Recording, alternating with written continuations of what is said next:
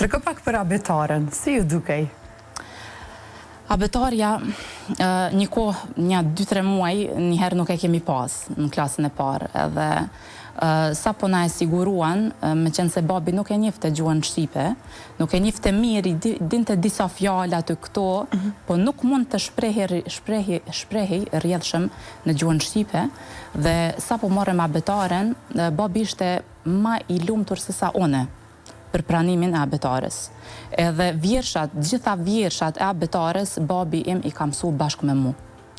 Dhe këtë histori e din edhe prindrit e bashkëmoshatarëve të mi të asaj kohe, cilët ndoshta nuk kanë qenë në rrezik të asimilimit sa familja jonë, edhe ata e din këtë histori që babi jam I ka mësu vjershat bashkë me mu. Edhe rrjedhimisht njohuria e gjuhës shqipe e babit në vitet e mëvonshme ka qenë pikërisht e ndërlidhur me mësimin tim në shkollën shqipe nga klasa e parë. Se ishte kënë ndjenja të ishi dy nxënës, ani pse gjenerata kricisht të ndryshme, ju dhe babaj juaj, që të dy në një abetare? Po shikoni, une në atë moshë ndështa nuk o mujt me vrejt ose me dallu ose rëndësin historike të kësaj ngjarje.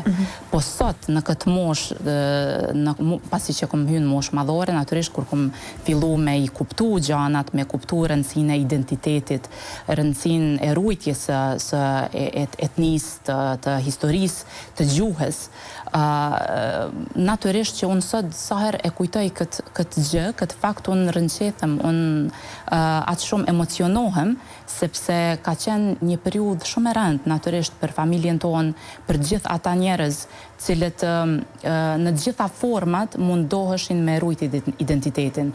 Pra po flasim për një vend I cili realisht, fatkeqësisht është braktisur në aspektin e përkrahjes edhe nga le të themi qeveria e Shqipërisë dhe qeveria e Kosovës. Unë e shoh dhe sot, Plava dhe Gusia nuk e kanë përkrahjen e njëjtë sikur Presheva, Bujanoci dhe Medvegja. Unë e shoh përkushtimin shumë më të madh të qeverisë kosovare në përkrahjen e preshevarëve sesa në përkrahjen e plavianëve. Ndërsa unë nuk shoh dallim ndërmjet neve. Unë nuk e shoh ndonjë dallim, përpjekjet për ruajtjen e identitetit kanë qenë të njëjta, sfidat kanë qenë po aq të njëjta, dhe rrjedhimisht ne meritojmë përkrahjen e Shqipërisë dhe të Kosovës. Dhe unë sërish çdo herë pyes veten pse nuk po ndodh ajo përkrahje.